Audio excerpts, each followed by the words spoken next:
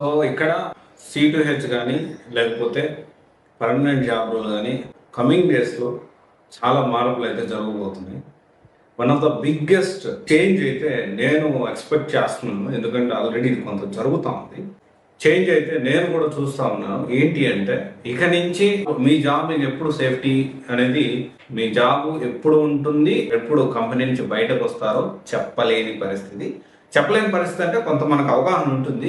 ఇది it sound some maybe negative, దీంట్లో positive aspect కూడా మీరు ఆలోచించాలని నేను చెప్తా ఉన్నాను. ఇక నుంచి బ్యాక్గ్రౌండ్ వెరిఫికేషన్ సమస్య ఉండదు, ఇది కానీ ఇంప్లిమెంట్ అయింది. కానీ కొత్త సమస్య అయితే వచ్చింది. ఏంటి అసలు ఏంటి, దేని గురించి మాట్లాడుతున్నారు, ఏం జరుగుతుంది, మీరే అబ్జర్వ్ చేశారని మీరు అడగొచ్చు. దానికి సమాధానం ఏంటి అంటే, ప్రజెంట్ మీరు పర్మనెంట్ రోల్లో జాయిన్ అయ్యారా, C2H రోల్లో జాయిన్ అయ్యారా, లేకపోతే ఎలా జాయిన్ అయ్యారు, startup company mid level MNC కాకుండా వాళ్ళకి ఏంటి అంటే వాళ్ళ అవసరం లేకపోతే సిల్లీ రీజన్స్ చెప్పి వాళ్ళు టెర్మినేట్ చేయడం జరుగుతుంది.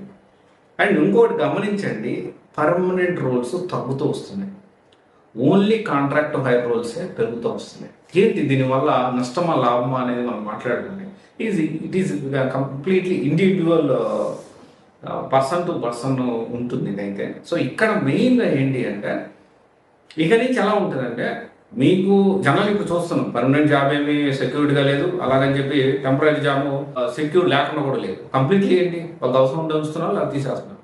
కమింగ్ డేస్లో రిక్రూట్మెంట్ కూడా ప్రాజెక్ట్ ఓరియంటెడ్గా రిక్రూట్మెంట్ ఉంటుంది. ప్రాజెక్ట్ ఉన్నంత కాలం మాత్రమే రిక్రూట్మెంట్ అనేది ఉంటుంది. వన్ ప్రాజెక్ట్ లేదు, ప్రాజెక్ట్ ఫినిష్ అవుతుంది అంటే, కొత్త ప్రాజెక్ట్ లేవు అంటే ఇమ్మీడియట్ బేసిస్లో వాళ్ళని రిలీవ్ చేయడం కూడా జరుగుతుంది. అంటే ఇక బెంచ్ అనేది ఉండదు. అండ్ ఇంకా ఈ మధ్య ట్రెండ్ చూస్తే కాంట్రాక్ట్ హైర్ ఉద్యోగాలు ఎక్కువ వాళ్ళు ఫోకస్ చేస్తున్నారు, ఎక్కువ వాళ్ళు ఇంట్రెస్ట్ చూపిస్తున్నారు పర్మనెంట్ రోల్స్ కంటే కూడా. దీనివల్ల ఏంటి అంటే సింపుల్ థింగ్, స్కిల్స్ ఉన్నాయా జాబ్లో తీసుకుంటాం, లేదా లైక్ తీసుకుంటాం.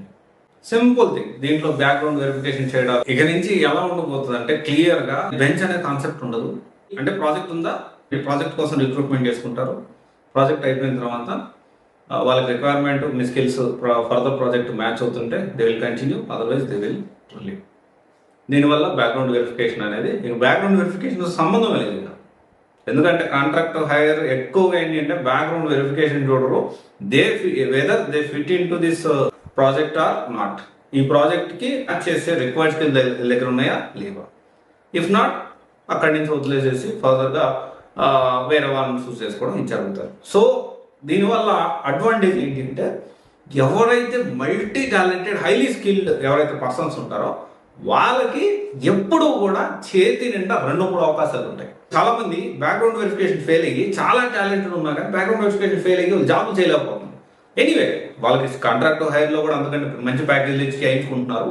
బట్ ఇంకోటి ఏంటి అంటే, ఎవరైతే ఓన్లీ నేను అంతంత మాత్రంగా ఉంటాను, లేకపోతే స్కిల్స్ అప్గ్రేడ్ చేసుకోనని వాళ్ళకి మాత్రం ఖచ్చితంగా ఇబ్బంది. ఒక సైడ్ నుంచి దెబ్బ కొడుతుంటే ఇంకో సైడ్ నుంచి కంపెనీ తీసుకునే నిర్ణయాలు కూడా మనం దెబ్బ కొడుతుంది. సో కమింగ్ డేస్లో ఇదైతే జరగబోతుంది. ఆల్రెడీ దీనికి ట్రెండ్కి తగ్గట్టే కాంట్రాక్ట్ హైర్ అనేది జాబ్స్ అనేవి పెరుగుతున్నాయి. ఓకే, సో ఇది ఒకసారి చూడండి. అండ్ మీరు ఫోకస్ చేయాల్సింది, నేను ఎప్పుడు చెప్తాను, స్కిల్స్.